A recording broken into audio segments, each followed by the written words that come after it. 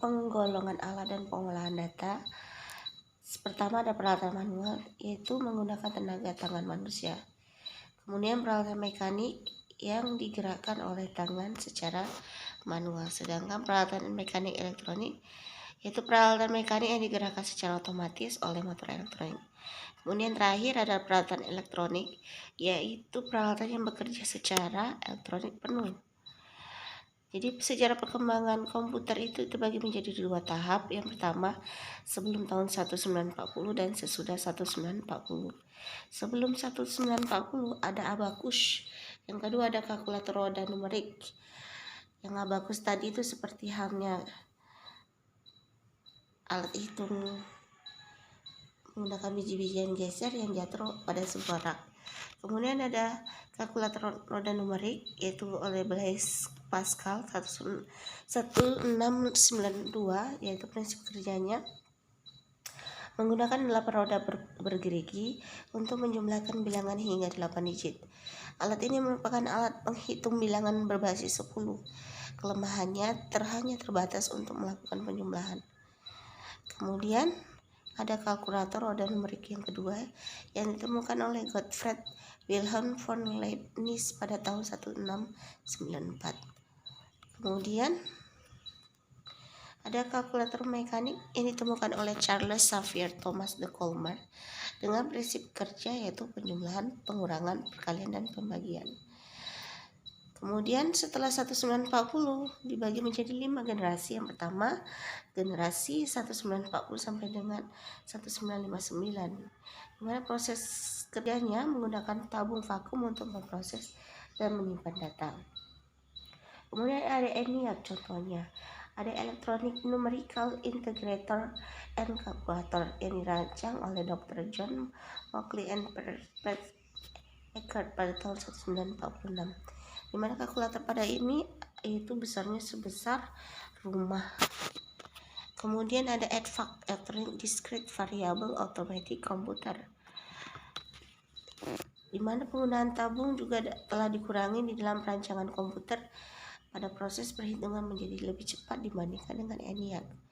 Kemudian ada EXAC, Electronic Delay Storage Automatic Calculator, yaitu menggunakan raksa merkuri dalam tabung untuk menyimpan data. Kemudian ada UNIVAC, pertama komputer pada tahun 1951 oleh Dr. Mauchly and Eckert menciptakan UNIVAC pertama, yaitu Universal Automatic Calculator, yang digunakan untuk memproses data perdagangan. Kemudian generasi kedua tahun 1959 sampai 1964, di mana penemu transistor sangat mempengaruhi perkembangan komputer. Transistor menggantikan tabung vakum di televisi, radio, dan komputer. Transistor mulai digunakan di dalam komputer mulai tahun 1956 dengan komputer generasi kedua menggantikan bahasa mesin dengan bahasa assembly.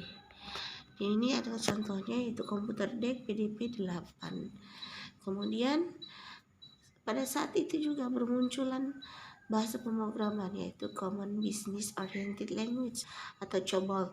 Kemudian ada formula translator atau Fortran yang mulai umum digunakan. Kemudian generasi ketiga ada instrumen pengembangan circuit integration oleh Jack Kilby, di mana mengkombinasikan 3 komponen dalam sebuah piringan silikon kecil yang terbuat dari pasir kuarsa. Generasi ini sudah menggunakan sistem operasi, di mana sistem operasi itu berfungsi sebagai manajer dalam sebuah komputer atau manajer dalam sebuah perusahaan. Dia akan mengatur program aplikasi yang bisa berjalan atau tidak dalam sebuah komputer. Kemudian generasi keempat yaitu mengecilkan ukuran sirkuit dan komponen-komponen elektrik. Generasi keempat ini kemudian ada large scale integration atau LSI yang dapat memuat ratusan komponen dalam sebuah chip pada tahun 1980. Kemudian ada very large scale integration yang memuat ribuan komponen dalam sebuah chip tunggal. Kemudian ada ultra large scale integration, yaitu meningkatkan jumlah tersebut menjadi jutaan. Ini adalah sebuah IC.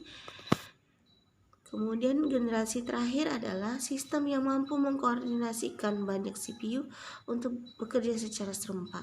Kemudian kemajuan lain adalah teknologi superkonduktor yang memungkinkan aliran elektrik tanpa adanya hambatan apapun yang nantinya dapat mempercepat kecepatan informasi.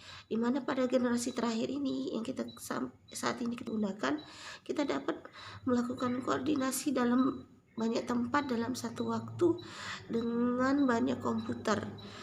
Kecepatannya pun kita sudah rasakan sekarang.